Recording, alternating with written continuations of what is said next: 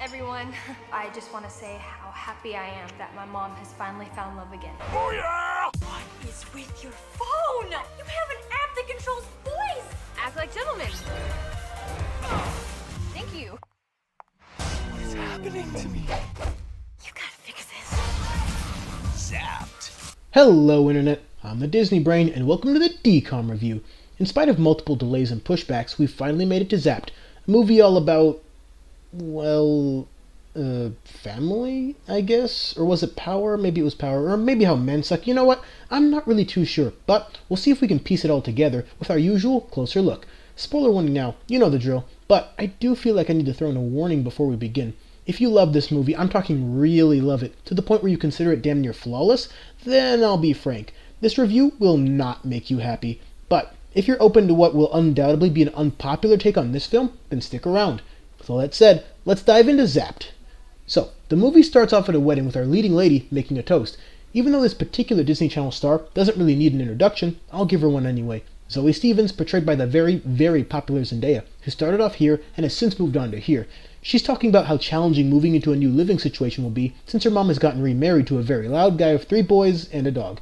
And if you're going into this thinking, oh goody, the movie version of Life of Derek, then 1, that movie already exists in Canada, and 2, I wish this family was even half as interesting or as fun as that one. In any case, the movie really needs to make its point about hard times, so they go with the classic and exceptionally annoying dog ruins everything bit to get this movie started off on the wrong foot. So we get introduced to the other kids, who I won't bother introducing save Adam because they aren't even the slightest bit important. The oldest boy is actually portrayed by Adam DeMarco, who you'll remember from Radio Rebel. It's too bad his character here doesn't have quite the same level of complexity or intrigue, but I digress. So yeah, everything in this house is a mess because nothing in this movie is subtle, or even at the very least scratches the surface of realistic. So Zoe spends her first morning disgusted by everything, pretty standard. And then she gets to school and Lord almighty things get weird in a hurry. What the heck is all this? Any of this?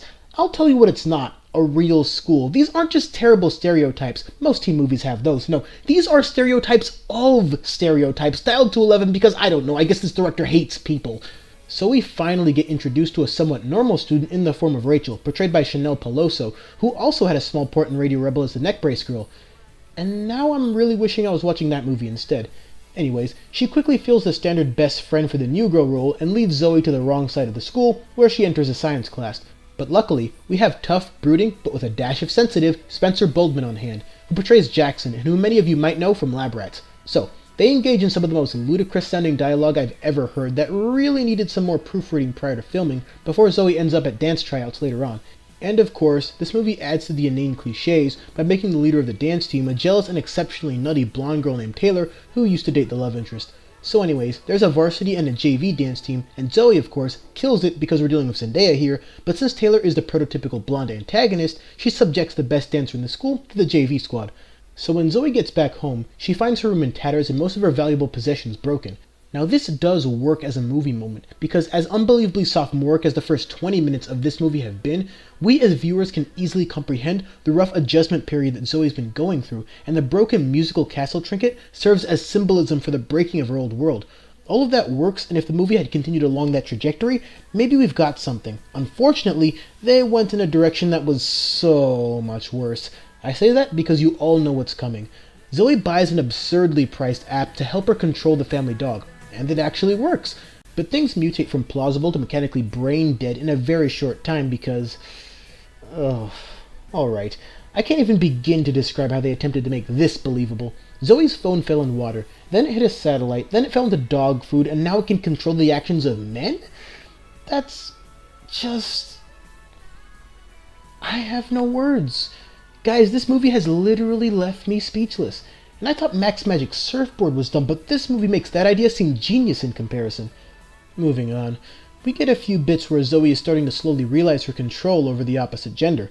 And because of this newfound power, the duo of leading ladies in question assume that they can solve all of the world's problems because, obviously, men caused all of those problems. Wow. So if nothing else, this movie wants to inform you that literally forcing men into servitude will fix every mess ever created. I think this movie just slipped out of dumb and went right into the dark pastures of insulting. This leads to the absolute worst reasoning I've ever heard about a mechanic. Rachel says that the app doesn't work on girls because, and I'm not making this up, they're too catty? What the heck am I watching? Being able to perceive sounds and frequencies has nothing to do with gender and everything to do with simply how well you can hear. That's why higher frequencies, regardless of gender, can't be heard by older people generally. And now this movie is trying to justify its asinine defining mechanic by telling us that boys and girls are different classes of animals? This movie has crossed the line of insulting and reached a new level of intellectually offensive. So, Zoe keeps changing boys to whatever she thinks is best, and that keeps happening and happening and happening, even to her own dance team. Pretty convenient that her team is mostly boys, otherwise she might run into an actual problem. This leads to her challenging the blonde mess over here to a dance-off at halftime of the basketball game for the right to be the school's featured dance team, which Zoe plans to win not through the power of hard work or proper teaching, but flat-out cheating. Guys, most of you know that I've done a lot of dancing in my day, but I've also taught many dances too, and let me tell you, Zoe Stevens is a terrible dance teacher who is more concerned with being the best than helping her team be their best, until she kinda sorta learns a lesson at the end. So she finally ends up going out with Jackson, which is just as uninteresting as it sounds, but it eventually leads to another rare but nice moment between Adam and Zoe, where Adam is explaining the male mentality in as best a way as he can. Ironically, though, he doesn't sound very knowledgeable of his own gender, but that's a minor grievance in a film filled with major problems. So naturally, it's high time for trouble to start rearing its head, as the school grounds become out of control with stereotypes fighting poorly thought out tropes, and caricatures getting into it with cliches. Even the dance team is moving like robots now. Gee, I wonder whose fault all this is. Oh, but just remember, according to this movie, men are at fault for everything, so Zoe cannot be responsible. Obvious sarcasm aside, this leads to Zoe being morally reprehensible to the other dance team, and Jackson getting all confused, and Zoe forcing him to kiss her, and jeez, this is a mess. So eventually, Zoe decides to undo all of those changes, but Taylor steals her phone and starts to use it to become queen of the school, which she doesn't really need an app to do since she's popular, but whatever. So Zoe humbles herself to Taylor, and then her family rallies around her and acts like dogs. That resolution is built up from the very minor and very wrong point that the youngest brother made early on about the loyalty of dogs. Yeah, sure, why don't we go ask Ramsay Bolton how loyal his dogs were? So yeah, in a movie where nothing makes much sense, neither does the resolution. This leads to the halftime performance decided by crowd reaction, which is also a mechanic that this movie can't get correct. Both teams perform, but the varsity team actually gets louder applause, assuming my hearing hasn't gone south, or at the very least, they receive a tying score. Plus, even though Zoe's group performs well, their performance is undercut by the fact that they didn't even practice the intro, and trust me, I know from experience that their introductory Haka step routine would not have gone even close to that cleanly under real circumstances. And in conclusion, Zoe finally learns to appreciate what she's got and not try to control everything because power corrupts and all that jazz, regardless of your gender, and the movie mercifully ends. And now, the characters. I'm not going to waste too much of my time, or more importantly yours, talking about the supporting cast. They're dull, lifeless, unengaging, deliver some of the worst dialogue I've ever heard in a DCOM. We're talking Twitch's levels of bad writing, and mostly come off as something several times worse than cliches, and in doing so, reaches a point where I can no longer come up with sensible ways to describe just how off-putting and insulting these miserable band of ingrates are. It's so bad, this movie finds time for a fart joke. I mean, really? Are these guys high schoolers or toddlers? None of the kids from within the new family are interesting in the slightest and have less on-screen presence than the kids from Adventures in Babysitting. Now granted, those kids had more screen time, but at least they somewhat tried and at times delivered some genuinely great movie moments, as directly opposed to this living example of how to not make a movie where the family dog is a more well-rounded character than the father himself. Adam DeMarco has a bit more influence than the other supporting characters, but the part he's asked to play here doesn't really feel like the part he's meant to play, and his work in Radio Rebel set a standard that this version of him could not hope to match. Spencer Boldman is fine for what he is in the movie, but he's not terribly different from any other pretty boy from a million other movies, even though he does make for a more challenging and more complex love interest than most. And as long as we're talking poor casting, let's get into how a DCOM has now taken another one of Nick's best characters and reduced her to whatever this is. And yes, that is Jodie from Make It Pop, decidedly the best part of that show, and easily one of the best characters Nick as a channel has ever constructed, now has to play second fiddle to an even worse character in Taylor, who isn't even worth mentioning. Have you seen this movie? Then you already know who Taylor is trying and failing to be. The role of best friend suits Rachel as a character rather well, as she functions relatively soundly in a world where logic is frowned upon and sensibility is replaced by fart bombs. I'll admit it, I think Chanel Peloso, who plays her, is kind of wow, Well, okay, a lot wow, but you get it. So my judgment may be skewed here, but for what it's worth, I think she did well with the material she was given, and her character is probably one of the few things where the writing helps and doesn't hinder her. Zendaya is extremely talented in many areas, and acting is definitely one of them, but her role as Zoe Stevens is beneath her. Her character isn't very engaging and is so wrong about so many things without ever having too many moments of clarity or intuition where you can really see that she's developing. She's stagnant and fixed in her ways only until the very end, because why would a movie end any other way? And not because the movie itself took enough time to focus on learning something. And that's Zapped. So, what's the verdict? Zapped is a bad movie, and undoubtedly the movie I have the lowest affinity for in terms of the DCOMs I've reviewed on this channel. It's poorly written, sloppily put together, mechanically broken in every conceivable way, contains terrible teleplay, and even worse characters. If my stance on this film offends you, I'm sorry, I really am, and you need to know that hurting people isn't and never will be the goal here, but you also need to understand that I can't let that get in the way of making a review that I believe in. This movie doesn't know if it wants to be about dogs and equate that to family bonds, or if it wants to be about power and how that will go to your head, or even if it wants to be about gender roles and how secretly complex those can be.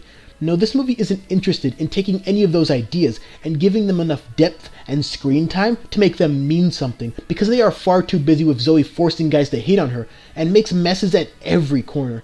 This film does try and focus on the family ties element, but it falls flat because while Zoe learns to somewhat adjust to her new life, her brothers and father never do unless they're forced to. This film takes some time to focus on the differences in gender and how that functions, but that falls flat because they create characters that no boy acts like, much less wants to be. It essentially serves as a swift kick to the groin towards any boy or man within earshot. If this were a couple of characters, fine, but this whole school is nothing but social circles seemingly written from the perspective of someone who's never even seen a school, much less attended one. This movie portrays males not as human beings with complex personalities, emotions, and motivations, but as female playthings who don't deserve a will of their own, but make no mistake, it would have been just as bad, if not worse, the other way around. And lastly, the power and corruption theme plays a large part in moving the plot along, but never advances the narrative in a meaningful way. Zoe as a character never has any moments of great internal struggle or debate before using these newfound powers and just starts taking over the school, and then still doesn't consider the repercussions of her actions while she's doing that. And let's not kid ourselves, people, the central mechanic that this film relies on just doesn't work on any level. How hard would it have been to just make the control device some weird science MacGuffin that came in the mail accidentally? That's basically what happened in The Other Me, and that movie was solid. But it's more than just how a $9 smartphone app quickly morphed into male slavery. No, it's also the inconsistent way that the app is used throughout the film, and the reasoning behind why it doesn't work on women is just a load of malarkey. The central idea of this film regarding control and change had the opportunity to really teach us something and really put together a strong character arc where the change had to be internal and unforced. And while this movie understands some of that, it's bogged down by way too many flaws to be anything more than a waste of an hour and a half. This is a textbook example of a movie attempting to be funny and important at the same time and failing spectacularly at both. The humor is horrifyingly bad, and all of the most important moments fall just short of creating a lasting and significant impact because those moments are never sensibly tied to any other aspects of the movie. This is a film that is bad to a point where a few minor changes here and there would not save it. It would have taken a massive shift in just about every category outside of the female leads to fix everything wrong here. This isn't the worst DCOM I've seen, far from it, but all I could think of while watching this was how systemically flawed everything was, and how nothing about the movie made any sense at all, and how at the end of the film, nothing that happened really seemed to matter, and how on earth could a movie get away with creating male characters who are essentially cartoons on a network with so many strong male characters who are anything but. I thought this movie was just average the first time I watched it, but mother of God did I overrate it. It's Stuck in the Suburbs bad. No. It's Life is Rough bad. No. It's Halloween Town bad. The fourth one. Ew. So it kind of goes without saying that I wouldn't recommend this movie to anyone unless you happen to be a big fan of Zendaya, who isn't that bad in this, but again, she's done way better work in other projects. Or a Spencer Bowman fan, since his acting is given some complexity, but not nearly enough to save his character completely, or this film for that matter. This film is neither smart nor fun, and for me, that equates to a wasted opportunity. But I'm nothing if not fair, so I'd be interested in learning about the perspectives of those who actually enjoyed the movie, or even genuinely love it, and why that is. I'm sure there's stuff in here that works, or fun stuff that I missed, but I just can't see it past all the flaws. So, if I end up being wrong about certain things, or if I've overlooked other things, I can admit that. I don't enjoy bashing movies, I enjoy understanding them. But unfortunately, understanding this movie, for me, meant frustration, which thankfully will be short-lived since the next DCOM review promises to be exceptionally more positive. And for as much as I couldn't stand this film personally, I need to be fair and say that the only way to know for sure is to give it a watch and decide how good, bad, or average it is for yourself. Thanks for watching. If you enjoyed this video, go ahead and throw it on a like, subscribe for more, and share it everywhere. And don't forget to follow the Disney Brain on Facebook and Twitter for updates. Links down below. The coming days will bring the new top video for the best DCOM songs, as well as the ultimate debate with Civilized War. And then, probably the Girl Meets Upstate review before we take a closer look at Let It Shine. And then, count down the top 10 best DCOMs of all time. So, lots to look forward to. Until then... You know how in the movies, when people get magic powers and it all ends up going wrong? Groom yourselves? Do you think that maybe could happen to us? Zapped. Guys, it's one eyebrow. It's the... not both.